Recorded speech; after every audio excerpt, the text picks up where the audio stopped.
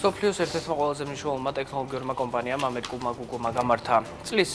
ერთ-ერთი მთავარი ღონისძიება, რომელზედაც წარადგინა ძალიან ბევრი განახლება, მათ შორის AI-ის მიმართულებით და როგორც ჩანს, Google-ში დასრულდა Google-ის საძიებო სისტემის ინფორმით არსებობა, რა ფორმითაც ეს ჩვენ ყველამ კარგად ვიცოდით და ძალიან დიდი ხნის განმავლობაში, ლამის 2 დეკადის განმავლობაში მთელი პლანეტა ამას იყენებდა, მაგრამ ChatGPT-ის გამოყენებასთან ერთად და დანერგვასთან ერთად გამოჩნდა, რომ ChatGPT-ის chatbot-ის ფაქტორი გაცილებით, ფონ ფაქტორი გაცილებით ეფექტიანი, სასარგებლო, ხელსაყრელი და საინტერესო არის ყველასთვის, ვიდრე keyword-ებით კონკრეტული ინფორმაციის პოვნა, რადგან ChatGPT აბრუნებს არა ლინკებს, როგორც ამას Google აკეთებდა, არამედ კონკრეტულ პასუხს შეუძლია ანალიტიკური მონაცემები, შეუძლია ღრმა კვლევის ჩატარება deep research-ი და შეუძლია ძალიან ბევრი რამ, ისეთი რამ, რაც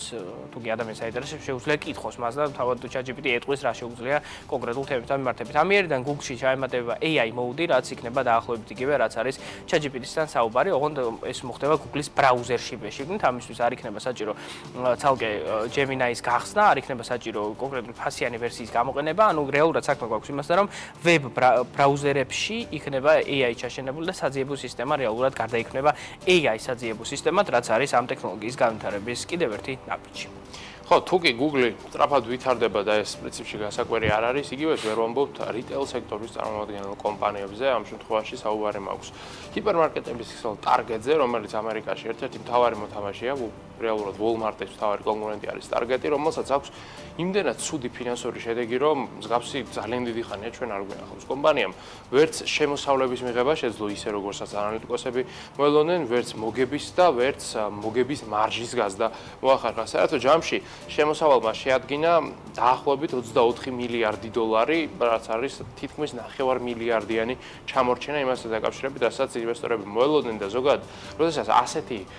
ნელი და მსხვილი კომპანიები ვერ ამართლებენ იმედებს, მათი აქციები ყოველთვის მკვეთრად ეცემა, რადგან Target-ი არ არის Google, რომ მაგალითად რაღაც ახალი გამოიგონოს, თუნდაც AI ჩააშენოს საძიებო სისტემაში და ამითი შემოსავალი გაზარდოს 100 მილიარდით. ამას Target-ი ვერ იზამს, Target-მა უბრალოდ უნდა გაყიდოს პროდუქტები სუპერმარკეტში შესაბამისად, როდესაც ასეთი ძალიან მარტივი ბიზნესი ვერ ახერხებს დიდი შემოსავლის მიღებას, ეს ინვესტორების იმედგაცრუებას იწვევს და ამის ფონზე აქციის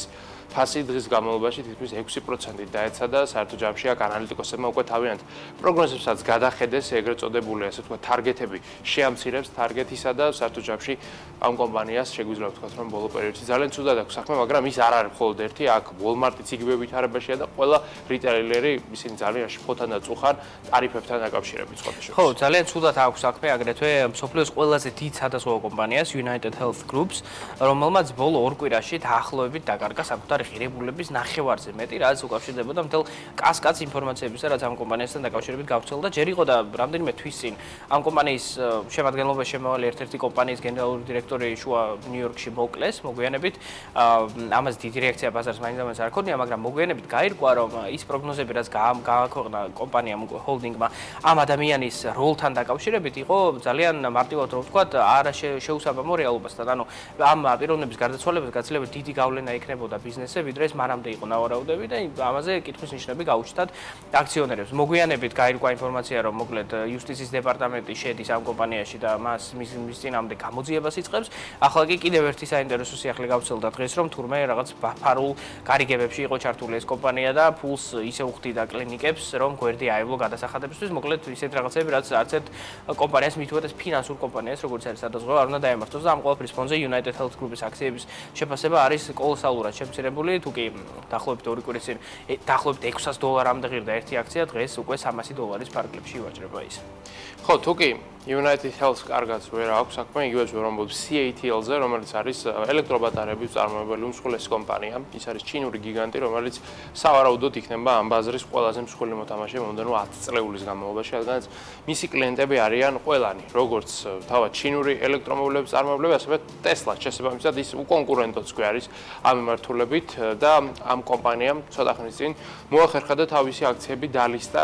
ჰონკონგის საფონდო ბირჟაზეც, რითიც მოიპოვა წვდომა დამატებით კაპიტალთან და დებიუტი იმდენად წარმატებული აღმოჩნდა, რომ ლამის 16%-ით გაიზარდა მისი აქციების შეფასება სულ რაღაც ერთ დღეში და თითქმის 4.5 მილიარდი დოლარი მოიზიდა კომპანიამ დამატებით ინვესტორების მხრიდან და საერთო ჯამში ვხედავთ, რომ ამ კომპანიას ბოლო პერიოდში აქვს შესანიშნავად საქმე, მიუხედავად იმისა, რომ ელექტრომობილების ბაზარი დიდ და დინამიური არ არის, იგივეც ვერ ვამბობთ ჩინეთის რეგიონზე, სადაც ელექტრომობილებს ყიდულობენ, რადგანაც იქ მთავრობის მიერ მოწყობილი სისტემა ისეა გაკეთებული, რომ ყველა ახალ ავტომობილს ყიდულობს აუცილებლად ელექტროს, ხოლო ლამის 90% ამ ელექტრომობილებში არის CATL-ის ბატარეები განთავსებული.